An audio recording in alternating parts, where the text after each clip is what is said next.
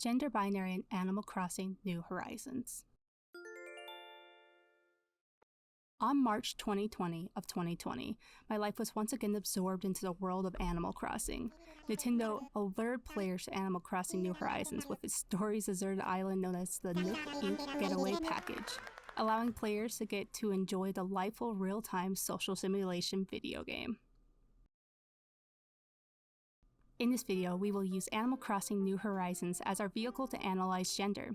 This video will be exploring the following concepts: sex versus gender, agency and gender performance, Western gender binary, how does the story retell, revise, or rewrite the gender binary, what story in the gender binary does Animal Crossing New Horizons communicate? Understanding sex versus gender. In the 2021 The Gender Communication Connection by Terry Gamble and Michael Gamble, they define sex and gender. Sex is a decipher of the genetic and biological composition or code of an individual and, as such, accounts for our biological differences. It's an innate part of us that is assigned at birth. Gamble and Gamble define gender as a decipher of the psychological, social, and cultural features and characteristics strongly associated with our biological categories of male and female. Rather than a biologically constructed notion, gender is acquired, learned, or socially constructed.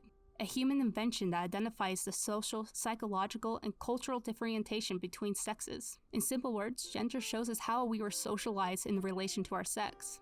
Connected to gender are two related concepts: gender identity, your individual perception and subjective experience of gender, and gender expression, your unique means of communicating gender to others. How do we express our genders? Agency and gender performance. Sonia Foss, in their 2013 Gender Stories, Negotiating Gender Identity in a Binary World, explains agency in our gender performances. Agency is the capacity to make a difference. To have agency means to feel or to believe that you can change things that matter to you. The choices we make every day, both large and small, are how we enact agency. We utilize agency in our gender performance by making choices about how we will act, dress, and communicate. Agency allows us to negotiate gender identities with gender performances, deciding how much we will disclose with the world. What are our culture's expectations of gender? Well, it's the gender binary. The Western master narrative is the division of two realms, masculine and feminine. The master narrative is fundamentally binary, which means it classifies each person as male or female based on their genitals, divides human attributes and emotions into two realms, and values one category over the other, explains Foss. The gender binary teaches us how to be male or female and to maintain these existing institutions and social relations.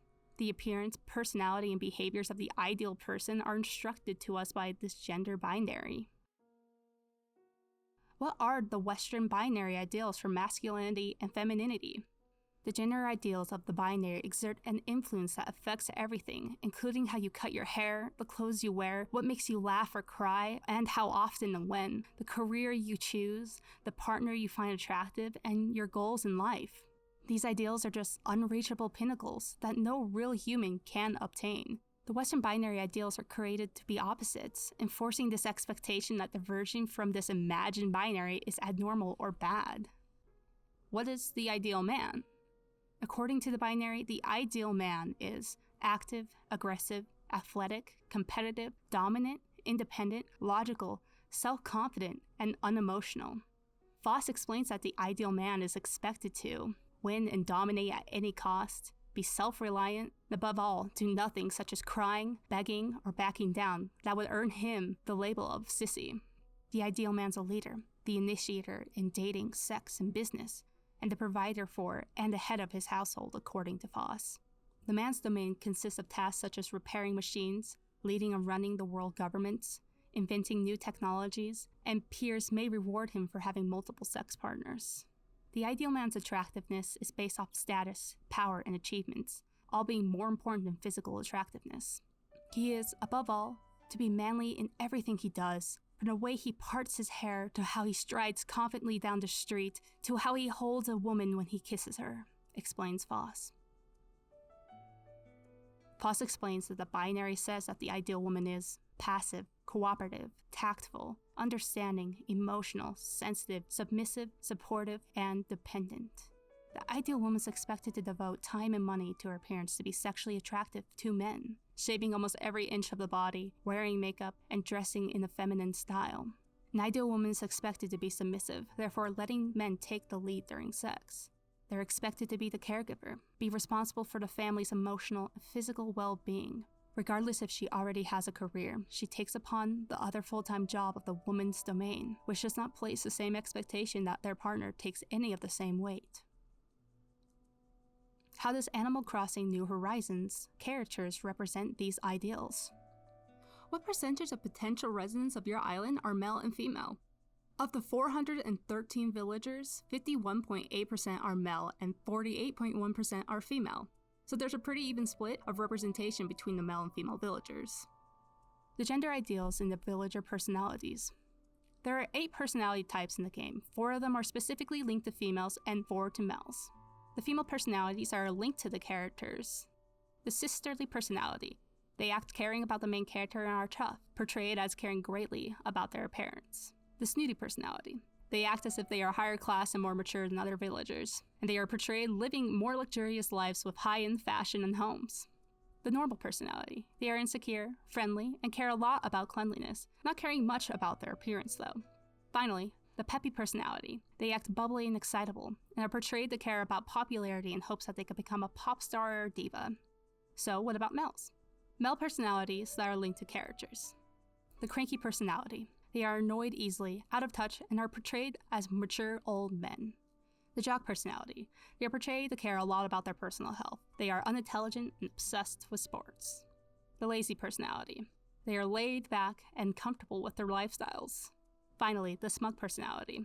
They have a big ego for how cool they are, and are gentlemanlike. These gender-linked personalities of the villagers make a lot more sense when we have an understanding of what these binary ideals are, and we can easily make the connection of how these villagers are representative of what we are taught is feminine and masculine. There are also special characters to take in consideration. What percentages of special characters are male and female? Of the 42 special characters, 71.4% are male and 28.6% are female. How do the special characters represent gender ideals? The role of the domain is where it's most obviously presented. 17 of the 47 special characters are the owners of a business and service with a consistent location that a player can access. Of these leaders, 70.5% are male and 29.4% are females.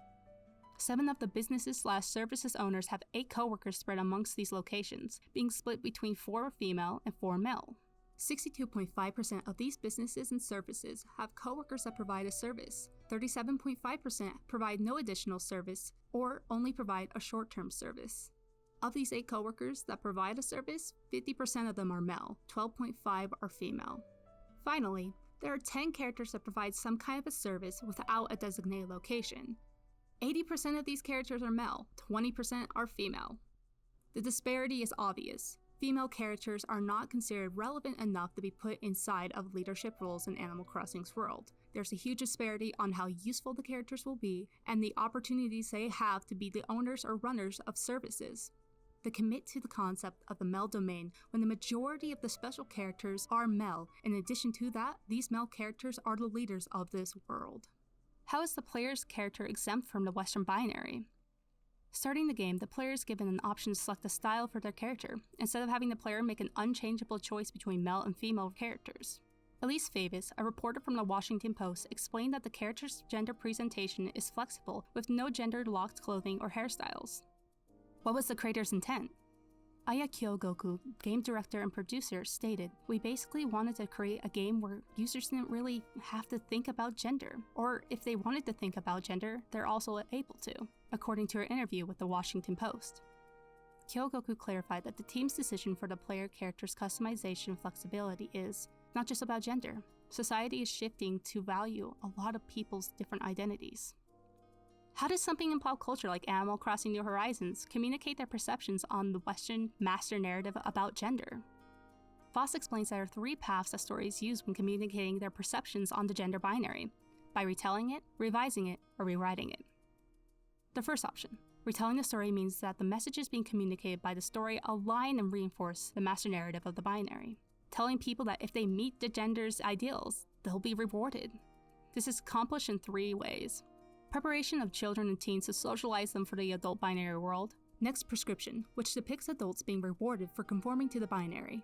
Finally, reinscription, where the story is presented to challenge the binary with outdated representations, underrepresented, exaggerated ways, but then reinforces the binary.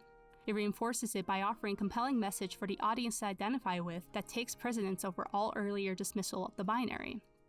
The second option. Revising the master narrative means to modify the story in a way that allows the binary to stay in place, but it is challenged by the media's story. This is done by critiquing the binary's use in the world and expanding the character's goals. The final option, rewriting.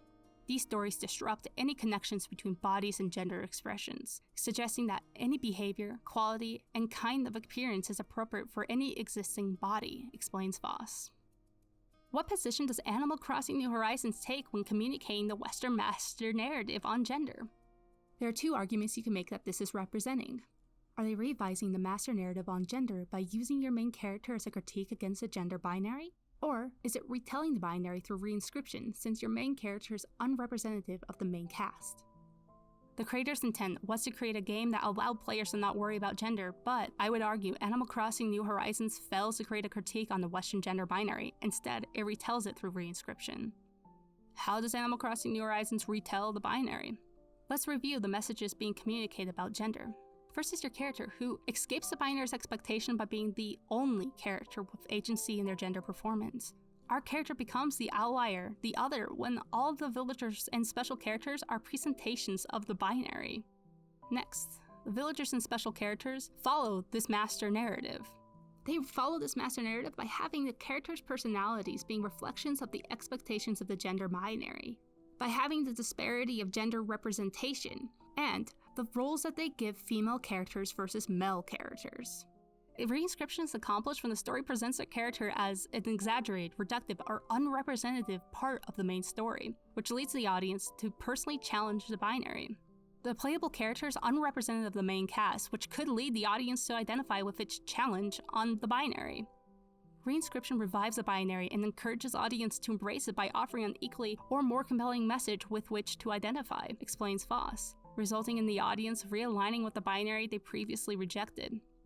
Every other character is stuck inside the binary, which is being shown as the norm of the game, resulting in the reinscribing of the binary story that the playable character is not the norm in the larger culture of the game's story. What do I believe that Animal Crossing New Horizons could do to become a critique of the Western binary? In my opinion, reimagining the cast of characters. First, unlock personalities. Allow the villager personalities to not be connected to gender, for example, a female buddy that's a jock, or a male bear that is peppy.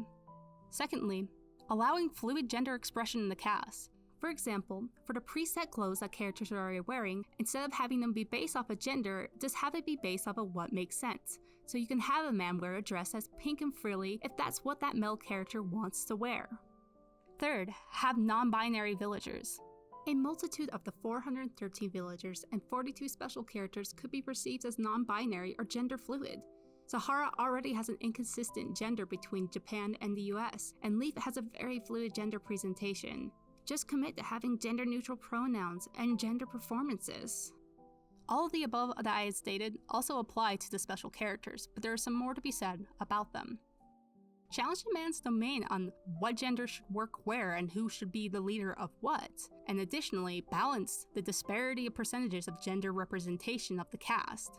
For example, Celeste in previous games has had her own observatory and has run a shop inside of the museum, but in Animal Crossing New Horizons, she only appears on special occasions to provide a special service. This disparity could be aided by having more female characters take ownership of consistently located services. In conclusion, this analysis was not created to invalidate anyone's perceptions or experience with Animal Crossing. I love this game. Animal Crossing has been my emotional support franchise for years, and it's still valid to celebrate that this game allows the player agency over their gender expression. With that being said, it is important to critique the things we love and to hold the creators accountable. This game on the surface seemed to take a step forward in gender expression, but instead, I argue it took 2 steps backward. While we cannot make the artists, nor Nintendo, progress with society, we can still use our agency to try to encourage the betterment of the things we love.